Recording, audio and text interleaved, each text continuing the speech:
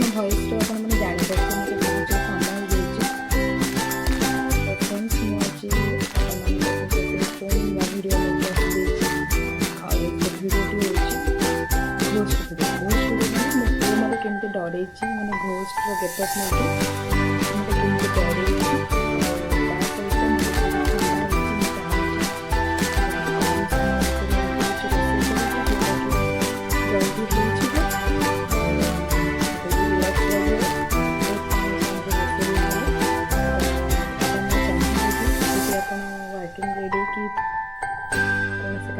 ବ୍ୟସ୍ତ ଅଛନ୍ତି କିନ୍ତୁ ଆପଣଙ୍କ ପାଖରେ ଟାଇମ୍ ନାହିଁ, କିନ୍ତୁ ଆପଣ ଚାହୁଁଛନ୍ତି ରୋଷେଇଟା କରିବା ପାଇଁ।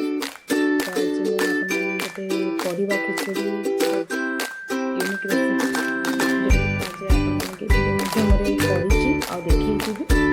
ଆଉ ଆପଣମାନେ ନିହାତି ଭାବରେ ଏ ଭିଡ଼ିଓଟା ଦେଖନ୍ତୁ, ଲାଷ୍ଟ ପର୍ଯ୍ୟନ୍ତ ଦେଖନ୍ତୁ।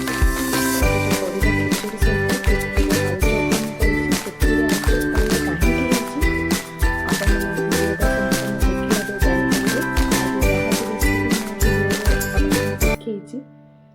ସେଇଟା ବହୁତ କମ୍ ସମୟ ଭିତରେ ହିଁ ହେଇଛି, ଯେଉଁଟାକି ଆପଣମାନେ ଯୁଆଡ଼େ ବି ଯାଉଛନ୍ତି ତାହେଲେ ଏଇଟା ଆପଣ ଆରାମରେ 5-10 ମିନିଟ୍ ଭିତରେ କରିପାରିବେ।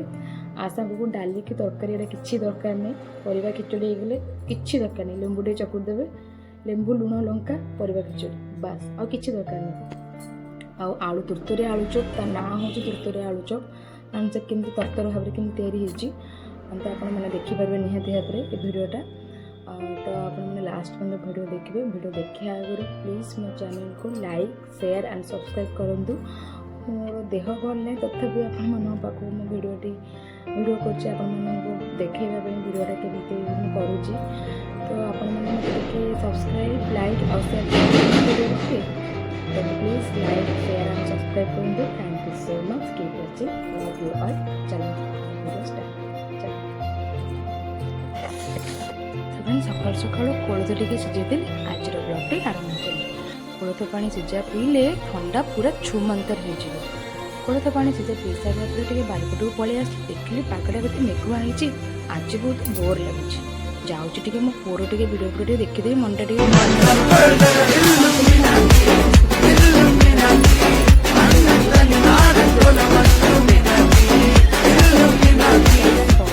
ପଳେଇ ଆସିଲେ ସକାଳୁ ବ୍ରେକଫାଷ୍ଟ କରିବା ପାଇଁ। ପପକର୍ଣ୍ଣ ଟିକେ ତିଆରି କରିଥିଲି କେଶରରେ, ସାଙ୍ଗେ ସାଙ୍ଗେ ତାକୁ ଖାଇଦେଲି। ପପକର୍ଣ୍ଣ ଖାଇସାରିଲା ପରେ ଟିକେ ଜୁସ୍ ଫୁସ୍ ନ ପିଇବା ଟିକେ ଭଲ ଲାଗିବ କି? ଜୁସ୍ ଫୁସ୍ ପିଇ ସାରିଲା ପରେ ବର୍ତ୍ତମାନ ରୋଷେଇ କରିବା ପାଇଁ ମୁଁ ରେଡ଼ି ହେଇଗଲି। ତ ଏଠି ମୋ ହାତରେ ବର୍ତ୍ତମାନ ବାଇଗଣଟେ ଅଛି, ଆଉ ବାଇଗଣଟାକୁ ମୁଁ ଭଲ ଭାବରେ ଟିକେ କାଟି ଦେଇଛି। ମାନେ ସବୁ ବାଇଗଣ ବୋଲି ନୁହଁ, ସବୁ ପ୍ରକାର ପରିବା ଏଠି ମୁଁ ଭଲ ଭାବରେ କାଟିଦେଲି। କାଟି ଦେଇକି ଆଗ ଗୋଟେ ବାଉଲରେ ଗୋଟେ ଆପଣ କଂସା ଯାହା ବି ଆପଣ ରଖିପାରିବେ, ତ ସବୁ ପ୍ରକାର ପରିବା, ହରଡ଼ ଡାଲି ପକାଇଦେଲି।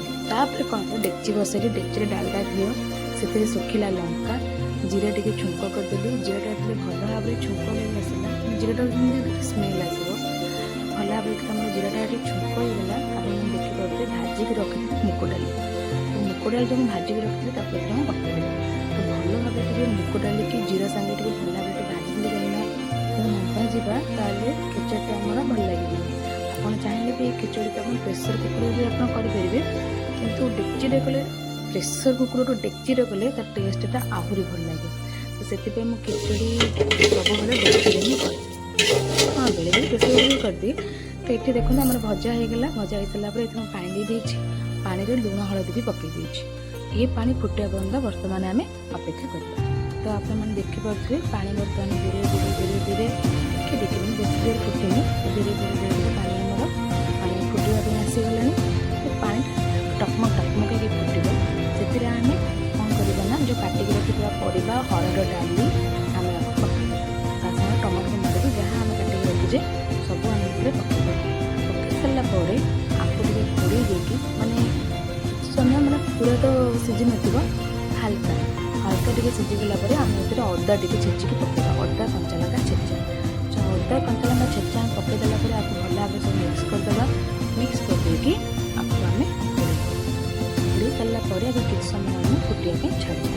ମାନେ ବେଶୀ ଜୋରେ ମାନେ ସବୁଥିବ ଫୁଟିନଥିବ, ତ ଫୁଟିବା ବର୍ତ୍ତମାନ ଅଧା ଭାବେ ଫୁଟି ସାରିଲାଣି। ସେଥିରେ ଆମେ ଅରୁଆ ଚାଉଳକୁ ବି ରଖିଦେଲେ, ଅରୁଆ ଚାଉଳକୁ ଆମେ ଏଥିରେ ପକାଇବା।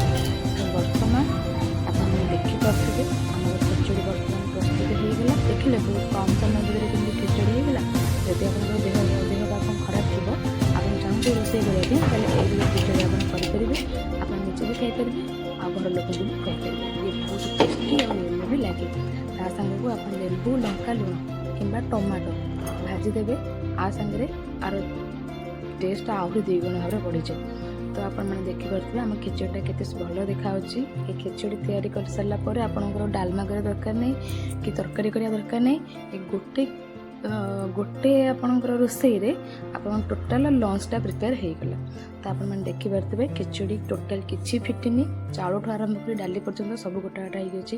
ବର୍ତ୍ତମାନ ଲଞ୍ଚ ସରିଲା ପରେ ମୁଁ ଟିକେ ବସିଥିଲି ଟିଭି ଦେଖିବାକୁ। ସନ୍ଧ୍ୟା ହେଇଗଲାଣି, ସନ୍ଧ୍ୟା ଟିଭି ଦେଖିଲେ ଭାବିଲି ଆରେ କିଛି ଛଣାଛଣି ଖାଇବି, କାହିଁକିନା ଥଣ୍ଡା ପାଟିକି ଭଲ ଲାଗୁନି। କ'ଣ କରିବି, ଦେହଟା ତ ଭଲ ନାହିଁ, କମ୍ ସମୟ ଭିତରେ କେମିତି ଛଣାଛଣି କରିବି।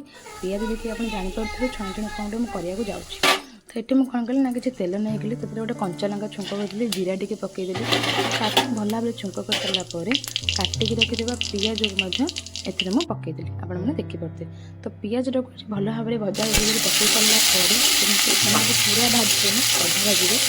ପକାଇ ସାରିଲା ପରେ କିଛି ଆଳୁ ମୁଁ ସିଝେଇକି ରଖିଥିଲି ଆଉ ସେଥିରେ କିଛି ଲଙ୍କାଗୁଣ୍ଡ ପକାଇଦେଲି। ତା ସାଙ୍ଗରେ ଆମର ପିଆଜକୁ ଆମେ ଭାଜିକି ରଖିଛେ, ପିଆଜକୁ ମଧ୍ୟ ଏଥିରେ ମୁଁ ପକାଇଦେଲି। ଦେଖିପାରୁଥିବେ ଆପଣମାନେ। ପିଆଜ ପକାଇ ସାରିଲା ପରେ ଏଥିରେ ଆମେ ଟିକେ କରି ପାଉଡ଼ର, ଟିକେ ଧନିଆ ପାଉଡ଼ର, ଟିକେ ଆମର ମିଟ୍ ମସଲା ଟିକେ ପକାଇ ଦେଇକି ଆକୁ ଭଲ ଭାବରେ ଆମେ ଆକୁ ଆଳୁ ସାଙ୍ଗରେ ମିକ୍ସ କରିଦେବା। ତା ସାଙ୍ଗରେ ଏଠି କିଛି ବେସନର ବ୍ୟାଟର ଏଠି ମୁଁ ପ୍ରସ୍ତୁତ କରିଦେଇଛି। ବେସନ ଆଉ ଲୁଣ ଆଉ କିଛି ନାହିଁ ଏଥିରେ। ଆପଣ ଚାହିଁବେ ତ ଟିକେ ସୋଡ଼ା ପକାଇ ପାରିବେ, ନହେଲେ ସ୍କିପ୍ କରିପାରିବେ। ତ ଆପଣମାନେ ଦେଖନ୍ତୁ ବର୍ତ୍ତମାନ ଚକଟା ଚକଟି ରେଡ଼ି। ମୁଁ ବର୍ତ୍ତମାନ କଡ଼େଇରେ ତେଲ ବି ପକାଇ ସାରିଛି। ଆଳୁ ଚକଟା ଆଉ ଆମର ବେସନ ବର୍ତ୍ତମାନ ରେଡ଼ି। ଆପଣମାନେ ଦେଖିପାରୁଥିବେ ଏତେ ମସଲା ବିଲକୁଲ ନାହିଁ, ଓନ୍ଲି ପିଆଜ ଭଜା ହେଇକି ଦିଆଯାଇଛି। ଆପଣ ଦେଖନ୍ତୁ ଏବେ ଛାଣିଲା ପରେ ଆମର ବର୍ତ୍ତମାନ ତୁରତୁରିଆ ଆଳୁ ଚପ୍ କେମିତି ପ୍ରସ୍ତୁତ ହେଇଯାଇଛି। କେତେ ସୁନ୍ଦର ବି ଦେଖାହେଉଛି, ଯେମିତି ମସଲାରେ କଷିକି ଯେମିତି ଭେଜିଟେବୁଲ୍ ଚପ୍ ହେଲା ବି ଦେଖାଯାଉଛି। ଆପଣ ଦେଖିପାରୁଥିବେ। ତା ସାଙ୍ଗକୁ ମୁଁ କିଛି ବାଇଗଣକୁ ବି ଏଠି କାଟିକି ରଖିଥିଲି, ବାଇଗଣକୁ କିଛି ମୁଁ କାଟିଦେଇଛି। ଆପଣ ବାଇଗଣ ବି ଚାହିଁଲେ ଆକୁ କହିପାରିବେ। ତ ଏଠି ଆମର ତୁରତୁରିଆ ଆଳୁ ଚପ୍ ସାଙ୍ଗରେ ବାଇଗଣ ପୁରା ପ୍ରସ୍ତୁତ, ଆଉ କ୍ରିସ୍ପି ବି ହେଉଛି, ବହୁତ ଭଲ ବି ଲାଗୁଛି। ତାପରେ ଧରି ମୁଁ ପୁରା ମସଲା ଦେଖ ମୁଁ କେମିତି ମାମାକୁ ଦଳେଇବି। ଦେଖିଆ କେମିତି ଡାଲ ଦିଆକେ ହଉଛି ଡାଲ ଦେଖିଆ।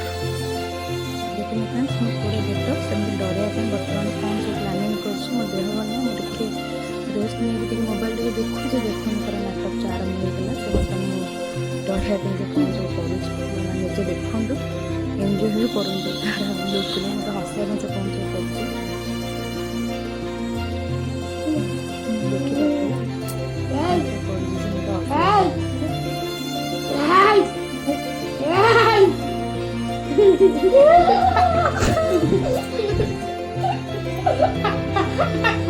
ऋषि तू ना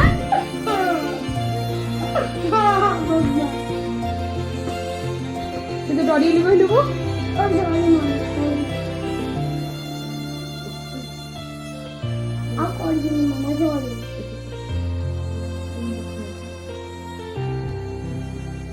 मामा इसका मतलब तो जो डरेगी तो जदि आमको वीडियो अपन भल लगे तो please like share and subscribe.